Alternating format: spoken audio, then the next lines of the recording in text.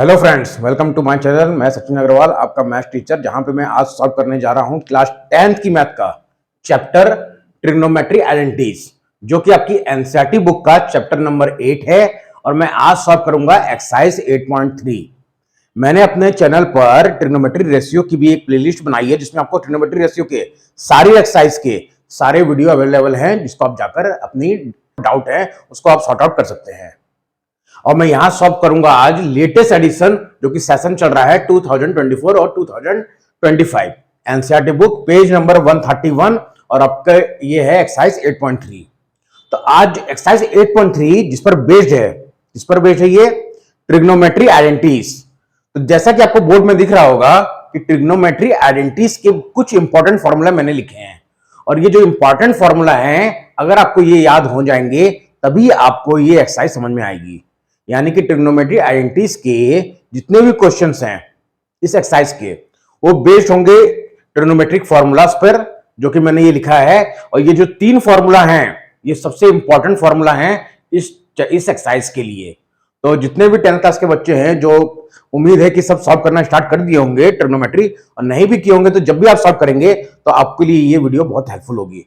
तो बिना स्किप करते हुए आप इस वीडियो को पूरी वॉच करें, ताकि आपका सारा डाउट क्लियर हो जाए। स्टार्टिंग के साथ साथ मैं आर.एस. अग्रवाल और आर.डी. शर्मा के भी कुछ इंपॉर्टेंट क्वेश्चंस सॉल्व करूंगा, जो कि आपकी जल्दी ही वो वीडियो भी आएगी। तो इसलिए मेरे चैनल को आप सब्सक्राइब कर लें, ताकि वो जब भी वीडियो मैं अपलोड करूं तो उसका नोटिफिकेशन भी आपको मिल जाए, और आप उस वीडियो को भी वॉच करके अपने डाउट को क्लियर कर सकते हैं। और ट्रिग्नोमेट्री आइडेंटिटीज आप बहुत अच्छे से कॉन्सेप्ट सीख सकते हैं, जो कि आपके बोर्ड एग्जाम में कम से कम नहीं तो इस एक्सरसाइज से 100% 1 या 2 क्वेश्चन आते हैं, जो के लिए आपके लिए बहुत हेल्पफुल होंगे, सभी 10th क्लास के बच्चों के लिए जो भी सीबीएसई बोर्ड पैटर्न से पढ़ रहे हैं। देखिए फॉर्मूलाज जो मैंने लिखे हैं वो क्या है। फॉर्मूलाज पे देखिए क्या है। पहला जो फॉर्मूला है important, sine square theta plus cos square theta equal to 1। क्या है formula? Sine square theta plus cos square theta equal to 1। Theta angle को रिप्रेजेंट करता है। अगर आपको नहीं पता है तो आप ट्रिग्नोमेट्री जब भी स्टार्ट करेंगे या स्टार्ट कर दिए होंगे तो उन बच्चों को क्लियरली पता चल गया होगा कि थीटा क्या रिप्रेजेंट करता है। अब इसी फॉर्मूले को आप 3 तरीके से लिख सकते हैं, और या तो यहां से आप साइन स्क्वायर थीटा की वैल्यू निकाल लीजिए, तो आएगा 1 माइनस, क्योंकि प्लस है उधर ट्रांसपोज कर देंगे तो क्या हो जाएगा, माइनस कॉस स्क्वायर थीटा। और अगर हम कॉस स्क्वायर थीटा की वैल्यू निकालें इसी फॉर्मूले से, तो क्या रिजल्ट मिलेगा, 1 माइनस साइन स्क्वायर थीटा। तो यानी कि ये लिखने का ये मोटिव है कि इस तरह से भी क्वेश्चन आता है, कहीं रिजल्ट लिखा रहेगा 1 माइनस कॉस स्क्वायर थीटा, तो आपके माइंड में क्लिक करना चाहिए कि यहां पे 1 माइनस कॉस स्क्वायर थीटा की वैल्यू मुझे साइन स्क्वायर थीटा लिखनी है। इसीलिए ये 3 रिजल्ट आपको याद रखने हैं पूरे, sine square theta plus cos square theta equal to 1। ये फॉर्मूला इंपॉर्टेंट के इस तरह से 3 वे में हम लिख सकते हैं। इसी तरह जो सेकंड इंपॉर्टेंट फॉर्मूला है वो है 1 प्लस tan स्क्वायर थीटा की वैल्यू sec स्क्वायर थीटा। अब इसको आप किस तरह से लिख सकते हैं, 1 इज इक्वल टू, अब देखिए tan को उधर ट्रांसपोज कर दीजिए तो क्या हो जाएगा, sec square theta minus tan square theta.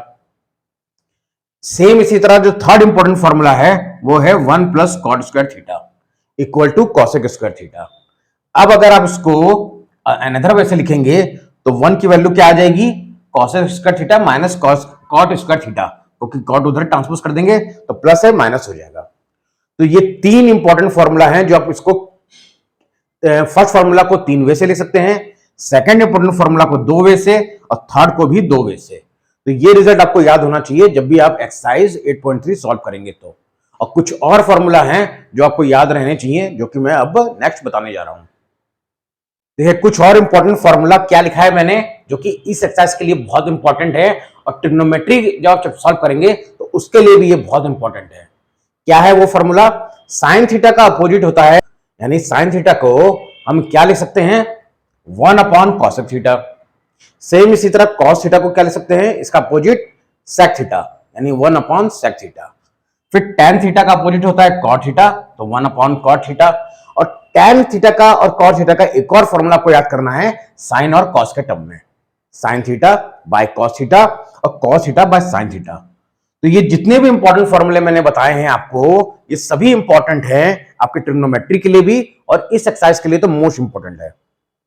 अब इस एक्सरसाइज का पहला क्वेश्चन देखिए, सॉल्व करते हैं, जो आपको क्लियरली समझ में आएगा कि फॉर्मूले कितने इंपॉर्टेंट हैं हमारे इस एक्सरसाइज के लिए। और अगर आप इस एक्सरसाइज को अच्छे से सॉल्व कर लेते हैं तो कम से कम आपके जितने भी क्वेश्चन इस एक्सरसाइज से रिलेटेड आएंगे आपके, क्योंकि देखिए क्लास 10th के बच्चों के लिए एनसीईआरटी सबसे पहली प्रायोरिटी होनी चाहिए, और फिर रेफरेंस बुक आप जितनी भी सॉल्व करना चाहें आर सरवाल या आर डी शर्मा प्रैक्टिस के लिए वो कर सकते हैं, और साथ ही साथ सैंपल पेपर। तो एनसीईआरटी आपको छोड़ना नहीं है, एनसीईआरटी के सारे क्वेश्चन सॉल्व करने हैं, और एनसीईआरटी का क्वेश्चन सॉल्व करते हैं तो आपका 80% चांस होता है कि एनसीईआरटी के ही क्वेश्चन के टाइप के क्वेश्चन बोर्ड एग्जाम में पूछे जाते हैं। और जो 20% जो बचे वो अगर आप आर सरवाल और आर डी शर्मा भी सॉल्व कर लेते हैं तो वो उसका भी कॉन्सेप्ट आपका पूरा क्लियर हो जाएगा और वो 100% बन जाएगा। तो इसीलिए मैं नेक्स्ट वीडियो जल्दी ही आर सरवाल और आर डी शर्मा के बहुत इंपॉर्टेंट से इंपॉर्टेंट क्वेश्चन जो कि सीबीएसई बोर्ड में आए हुए होंगे उनको मैं सॉल्व करूंगा। तो चलिए इस एक्सरसाइज का पहला क्वेश्चन सॉल्व करते हैं। अब देखिए पहला क्वेश्चन क्या है, एक्सप्रेस द ट्रिग्नोमेट्रिक रेशियो।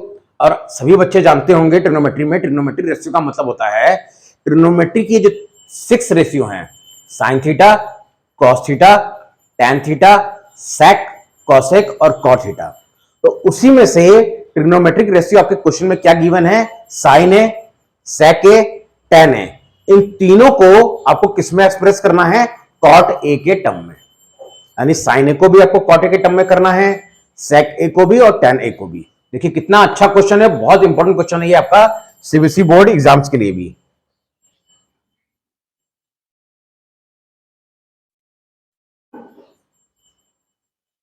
सबसे पहले हमें साइन ए को चेंज करना है किस टर्म में, कॉट ए के टर्म में। तो मैं ये आपको लिखना नहीं है, मैं समझाने के लिए लिख रहा हूं कि साइन ए को आपको चेंज करना है कॉट ए के टर्म में।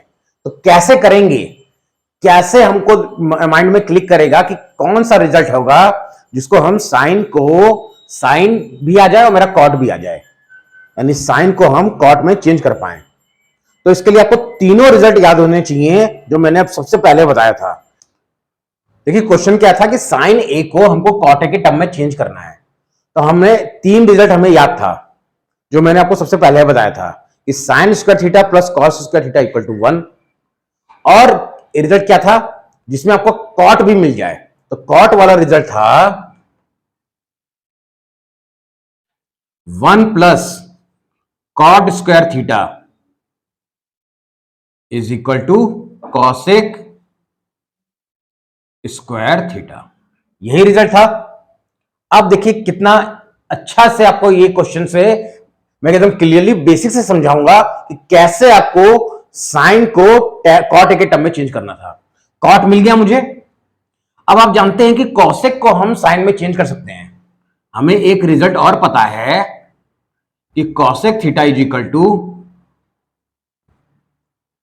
1 अपॉन साइन थीटा होता है, और ये थीटा एंगल रिप्रेजेंट कर रहा है, इसलिए यहां पर आप अपने अकॉर्डिंग ए भी लिख सकते हैं क्योंकि ए भी एंगल है। ए भी क्या है, एंगल ही रिप्रेजेंट करेगा। तो यहां पे आप क्वेश्चन में ए दिया हुआ है, क्वेश्चन में क्या मेंशन है, ए, तो ए ले सकते हैं। अब क्या करना है आपको, कॉसेक को हम इधर ले लेते हैं क्योंकि एलएचएस इक्वल टू आरएचएस है, तो हम इस तरह से भी अपने रिजल्ट को लिख सकते हैं, cosec square A is equal to 1 plus cot square A.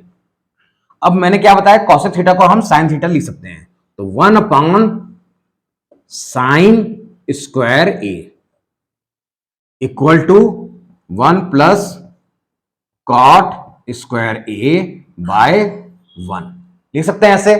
अब अगर इसको रेसिप्रोकल करेंगे तो आपको इसको भी रेसिप्रोकल करना पड़ेगा। मैंने क्या कहा, क्योंकि हमें 1 अपॉन नहीं चाहिए, हमें साइन चाहिए न्यूमिनेटर में, तो हम क्या करेंगे, साइन को अपोजिट कर देंगे, साइन स्क्वायर है,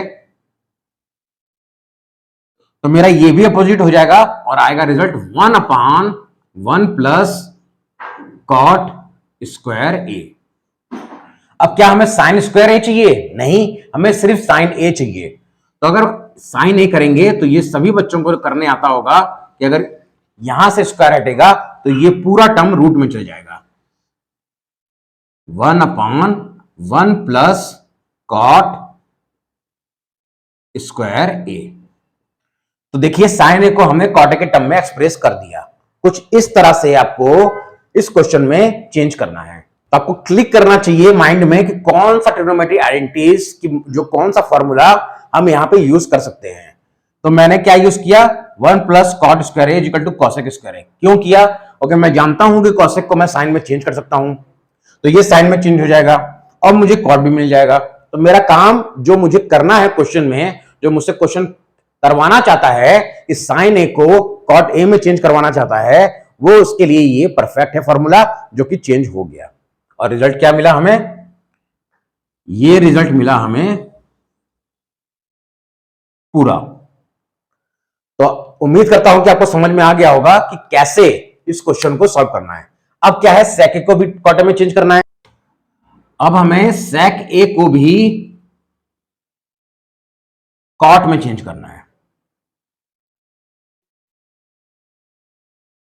तो ये मैं इसलिए लिख रहा हूं ताकि आपको क्लियरली समझ में आए। अब यहां कौन सा रिजल्ट काम करेगा आपका? 1 plus tan square A is equal to sec square A. जहां से मुझे क्लियरली दिख रहा है कि मेरा सेक ए भी मिल गया और tan को मैं कॉट में चेंज कर सकता हूं। कैसे? आप सभी जानते हैं कि tan का अपोजिट कॉट होता है।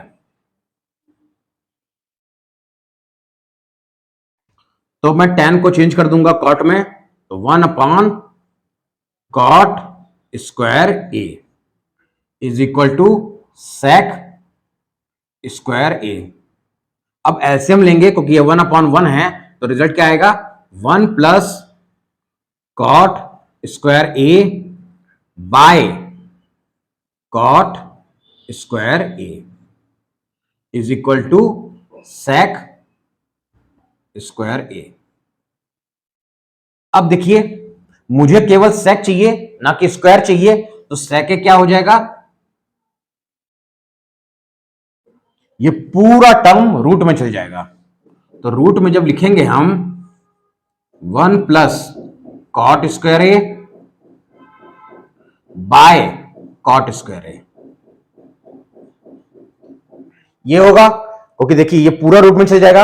अब आप स्क्वायर रूट निकालना जानते हैं कि कोई भी चीज अगर पेयर में होती है, यानी स्क्वायर के टर्म में, यानी कि अगर ऐसे है एक्स स्क्वायर, तो उसका रूट का आंसर आएगा एक्स। क्यों? क्योंकि 2 स्क्वायर की वैल्यू क्या आएगी? 2। तो वैसे ही कॉट स्क्वायर ए में कॉट ए आपका रूट से बाहर आ जाएगा, तो रूट के अंदर क्या रहेगा? सिर्फ 1 प्लस कॉट स्क्वायर ए